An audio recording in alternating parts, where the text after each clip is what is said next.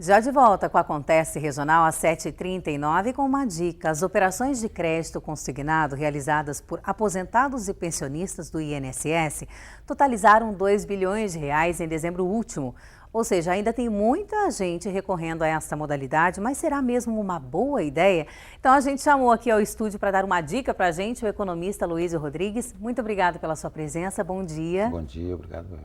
Bom, empréstimos consignados, essa modalidade é uma boa ideia? Olha, em princípio não. Todo e qualquer tipo de empréstimo não é uma boa modalidade, né? A regra básica de uma boa convivência financeira, uma boa gestão financeira pessoal ou empresarial é você se adequar ao limite da sua renda. Se você tem uma necessidade de fazer um empréstimo, é porque certamente gastou um pouco além daquilo que poderia gastar. Aí criou-se um problema, vai pagar juros de qualquer maneira e então não é realmente uma boa opção não. O importante é a pessoa se adequar ao limite da sua própria renda. Ou não, de repente a pessoa nem necessita porque o banco está oferecendo, acaba adquirindo o empréstimo. Esse é um outro problema que ocorre, porque muitas vezes, quer dizer, os bancos fazem uma propaganda disso, o próprio governo com os bancos oficiais. Olha, agora tem recurso disponível para favorecer o aposentado, a pessoa vai e capta aquele recurso, e às vezes nem necessário é. A pessoa vai e faz aquele empréstimo porque tem uma disponibilidade que o banco está lhe concedendo, ele acaba fazendo aquele empréstimo sem qualquer necessidade. Mas os juros são menores que outros tipos de empréstimos? São juros, digamos, subsidiados, juros menores, mas existe juro embutido. E sempre quando você paga juros, você está pagando além daquilo que é necessário. E uma outra coisa também que se deve levar em consideração, isso é muito importante, é que se houver efetivamente a necessidade da captação desse recurso, quer dizer, desse empréstimo, é adequar esse limite da prestação que vai ser paga ao máximo de 30% do seu salário, ao máximo de 30% da renda. E tem casos em que a pessoa já tem outros comprometimentos que somam mais ou menos uns 15% da renda, e se for fazer esse empréstimo, tem que ser apenas mais 15%. Não pode, no total, exceder ao limite de 30% da renda. E fica aí também a dica para a educação financeira, conforme você disse. Empréstimo consignado e aquele com desconto em folha, ou seja, sempre um bom negócio para a instituição financeira, mas para a pessoa não, que não tem como. A instituição financeira tem a garantia do recebimento, então aí não vai haver inadimplência, né? Isso é muito bom para ela. Então, com juros subsidiados, com juros baixos, as pessoas acabam aderindo, acabam se endividando um pouco mais, e sempre quando você vai fazer uma análise, onde foi que eu apliquei esse dinheiro? Em coisa quase que sempre supérflua. Mas vira uma bola de neve também, por exemplo, o aposentado, principalmente o aposentado, que pode ter outros gastos, outras surpresas ao longo da vida, ele faz um empréstimo consignado que comprometa 30% da renda. E ao longo dos anos, tem sempre que se pensar ao longo dos anos, né? Hoje eu comprometo 30%, mas e se eu precisar comprometer mais? E aí, como que eu fico? Vai emprestar novamente? De repente vira uma bola de neve? Porque ninguém está livre de uma necessidade mais importante amanhã, um caso de doença na família, a necessidade de uma viagem ou algo parecido, a faculdade de um filho. Então você vai ter um compromisso, vai ter um problema ali na frente. O importante é ter uma reserva para isso e não viver exatamente no limite da renda para quando surgir a necessidade tem que fazer um empréstimo consignado em banco, né? É a questão realmente de educação financeira. Mas a gente falou aí que no último mês de dezembro, 2 bilhões de reais em empréstimos, né? E ainda saiu, esse número é menor que o mês de novembro, ou seja, então tem muita gente procurando. Se necessário mesmo, não tiver outro caminho, precisar procurar, o que deve levar em conta, então, quando for emprestar, o número de parcelas, os juros?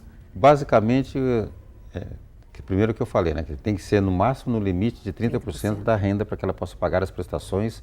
Porque não é só o empréstimo que a pessoa paga, ela tem que se alimentar, ela tem que morar, ela tem que se transportar, ela tem os custos normais da sua vida cotidiana.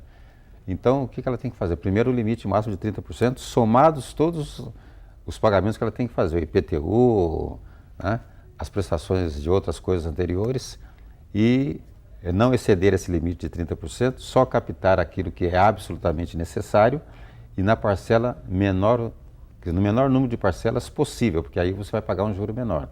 E sempre que possível procurar bancos oficiais, como por exemplo a Caixa Econômica Federal, que trabalha com um juro menor. Os bancos privados normalmente eles têm uma taxa de juros maior. Então você, quer dizer, o custo do dinheiro para o banco privado, no banco privado ele é maior. Então é importante, primeiro, o banco público, né? Banco do Brasil, Caixa Econômica Federal, se possível, o menor número de parcelas dentro daquele limite que a pessoa tem e não exceder os 30%, somados todos os compromissos. Muito obrigada pela sua dica, viu, Luiz? Muito obrigada mesmo. Eu que agradeço. Bom dia para você. Bom dia. Hora agora da previsão do tempo. As áreas de instabilidade aos poucos se afastam da região. O sol aparece com mais força sobre o Vale, Serra e Litoral Norte.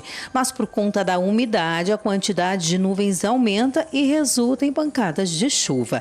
Máximas de 25 graus em Santo Antônio do Pinhal, 27 em São José dos Campos, 28 em Lorena e em Ubatuba.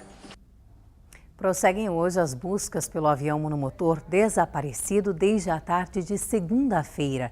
A aeronave saiu de Ubatuba com destino a Rio Claro, no interior do estado. FAB e Exército estão envolvidos nos trabalhos de resgate. Uma das vítimas é de Ubatuba, o Marcos Barros, de 31 anos. Foi neste aeroporto em Ubatuba que os amigos Marcos Teixeira Barros e Diego Pérez decolaram com o monomotor na segunda-feira ao meio-dia. O destino, a cidade de Rio Claro. Segundo a administradora do aeroporto, os pilotos chegaram a falar sobre as condições, já que o céu estava bastante nublado, mas decidiram seguir viagem. Quando ele saiu, ele falou que por um lado do mar estava mais aberto, mas mesmo assim começava uma garoa na hora. E ele falou que ele ia tentar passar, se ele não conseguisse passar a serra, ele retornaria. Uma operadora de telefonia fez o rastreamento do celular de um dos ocupantes do avião. O sinal foi detectado por volta das 8 horas da noite da segunda-feira. Com isso, os trabalhos de busca se concentram na área do distrito de Monte Verde, próximo ao município de Camanducaia, estado de Minas Gerais, lugar onde as autoridades acreditam que o monomotor tenha caído. Decolou ao meio-dia e até às 5 horas da tarde ninguém tinha procurado, não tínhamos notícia nenhuma, acreditamos que deu tudo certo e ele já estava em São Carlos há muito tempo.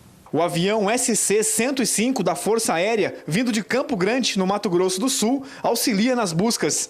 A família de Marcos Teixeira, proprietária desta pousada em Ubatuba, não quis gravar entrevista. Este é o segundo acidente em menos de um mês. No dia 3 de janeiro, um helicóptero caiu na Serra do Mar. Na aeronave havia um casal que tinha saído de Arujá, com destino à Ilhabela. O helicóptero foi encontrado a 6 quilômetros ao norte da praia de Massaguaçu, em Caraguatatuba.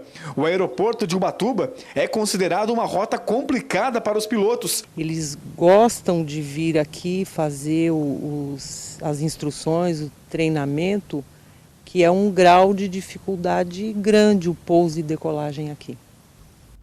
As buscas aéreas foram suspensas ontem sem sucesso e serão retomadas hoje. As aeronaves da FAB pernoitaram em São José, de onde reiniciaram os voos agora pela manhã. 25 militares da Força Aérea participam da missão, entre tripulantes e equipe de coordenação. Bom, as aulas começam no próximo mês, né? No dia 14 aqui em Taubaté. E a reportagem que você vai ver agora serve de alerta. É preciso cuidado na hora de escolher e preparar as mochilas dos filhos. O mau uso pode prejudicar a coluna das crianças. O colorido, os diferenciados desenhos e formatos atraem as crianças na hora de escolher a mochila para o ano letivo. Mas, segundo a Sociedade Brasileira de Ortopedia, a mochila ideal deve ter no máximo 10% do peso do aluno. Ou seja, se ele pesa 30 quilos, por exemplo, o material não deve passar de 3 quilos. Caso contrário, é melhor usar um modelo de rodinhas, porque não sobrecarrega as costas dos alunos. Outra recomendação é para que os pais vejam com os professores se todo o material precisa mesmo ser levado diariamente. O excesso de peso na bagagem pode acarretar em dor muscular, alteração na postura, fadiga e irritabilidade.